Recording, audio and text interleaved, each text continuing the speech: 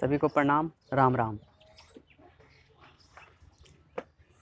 रामचरित्र मानस में राम जी नारद मुनि को कह रहे हैं कि स्त्री आग है, स्त्री बंसी है और सांप है। ठीक है, तो कौन स्त्री? अरे ऐसा क्यों बोल रहे हैं, ऐसा क्यों कह रहे हैं? किसके लिए बोल रहे हैं? जो स्त्री को पकड़ेगा उसके लिए, और जो स्त्री को नहीं पकड़ेगा उसके लिए नहीं बोल रहे हैं, उसके लिए नहीं है। ठीक है, इस बात को आप समझिए। अब मेरे फादर, मेरे पिता विवाह किए तो उनके लिए आग है, उनके लिए सांप है, उनके लिए बंसी है।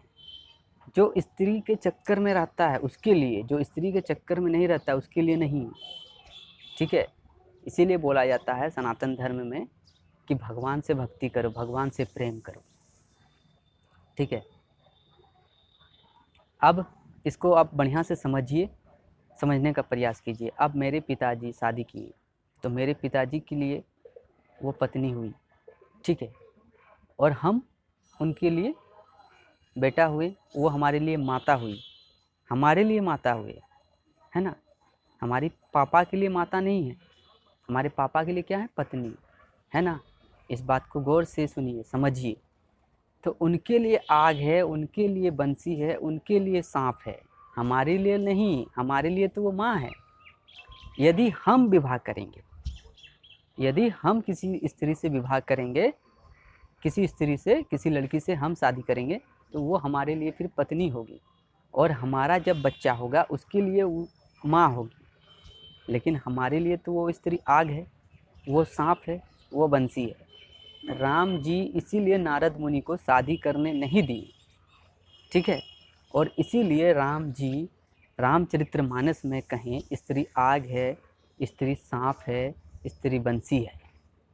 ठीक है, और ये बात को सभी कोई छुपा लेते हैं, बताते नहीं हैं, पंडित लोग नहीं पढ़ते हैं, वहाँ पे प्रणाम करके आगे बढ़ जाते हैं।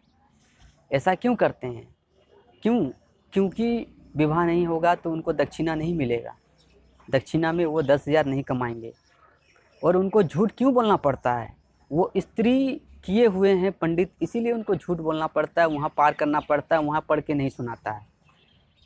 वो अगर स्त्री नहीं किए हुए रहते तो उनको 10,000 का ज़रूरत पड़ता? विचार करो, समझो, नहीं पड़ता। वो स्त्री किए हैं इसीलिए। और स्त्री जो करता है उसको देखो, पैसा बहुत कमाना पड़ता है, चाहे वो मेहनत करके हो, चाहे वो पाप करके हो। और स्त्री जो नहीं करता है उसको पैसा का उतना ज़रूरत नहीं पड़ता है। क्यों? अकेले पेट कहीं भी मिल जाए, नहीं भी मिले तो भी ठीक, है ना। तो रामचरितमानस में नारद मुनि को ये कह रहे हैं कि स्त्री आग है, स्त्री बंसी है, स्त्री सांप है। इसीलिए भगवान श्री राम नारद मुनि को विवाह करने नहीं दिए। ठीक है, और भगवान जिसको अपना मानते हैं, जिनका हाथ पकड़ लेते हैं, ठीक है, उनको भगवान बचा लेते हैं, हर किसी को नहीं।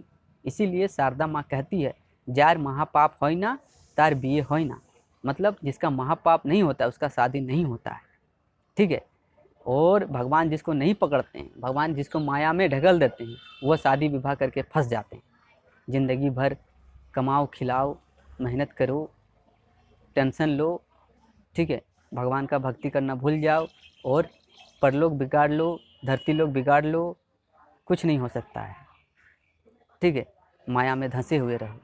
और भगवान का भक्ति वही करता है जो भगवान जिसको अपना मानते हैं और जिसको बचाना चाहते हैं, जिसको माया में नहीं फंसाना चाहते। ठीक है, जैसे उदाहरण के लिए स्वामी विवेकानंद, सूरदास जी है, बहुत सारे हैं ऐसे महापुरुष। ठीक है, सबका नाम बताएंगे तो आप, ऐसा नहीं कि हमको पता नहीं, पता है, लेकिन सबका नाम नहीं बताएंगे। ठीक है, आप सिर्फ इतना ही जानिए कि स्त्री आग है, किसके लिए? जो स्त्री को पकड़ेगा उसके लिए, और जो नहीं पकड़ेगा उसके लिए स्त्री आग नहीं है।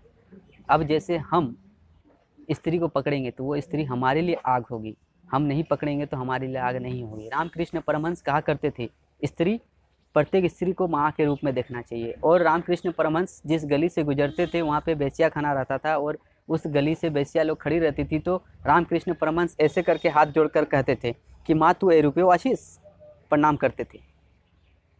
तो हर कोई रामकृष्ण परमहंस नहीं हो सकता और हर कोई स्वामी विवेकानंद नहीं हो सकता। स्वामी विवेकानंद से इंस्पायर्ड होइए, स्वामी विवेकानंद से कुछ ज्ञान प्राप्त कीजिए। हमसे नहीं प्राप्त कीजिएगा तो चलिए कोई बात नहीं है, हम उतने बड़े ज्ञानी नहीं हैं और ना ही हम समझते हैं, ठीक है। तो आपको हम बता दिए आज स्त्री के बारे में, स्त्री को आग क्यों बोला जाता है और सांप क्यों बोला जाता है और बंसी क्यों बोला जाता है, ठीक है। वही स्त्री अगर किसी साधु संत के पास जाएंगे तो साधु संत उसे बेटी कहेंगे।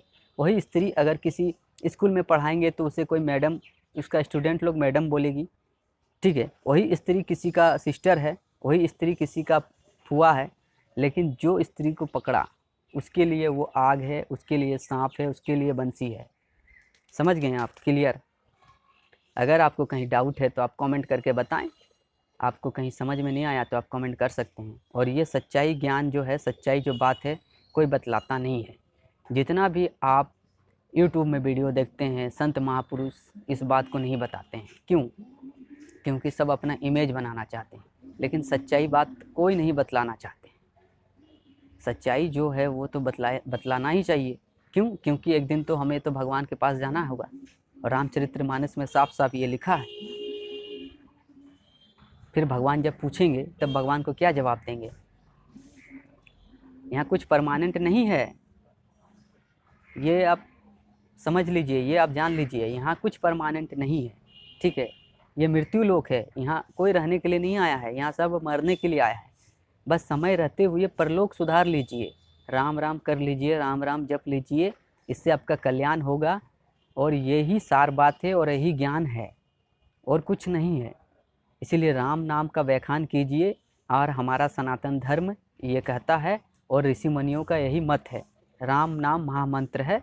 सभी को प्रणाम, सभी को राम राम। इस वीडियो में कमेंट करके ज़रूर बताएं आपको कहाँ तक सही लगा और कहाँ तक गलत लगा। सभी को प्रणाम। जय श्री राम।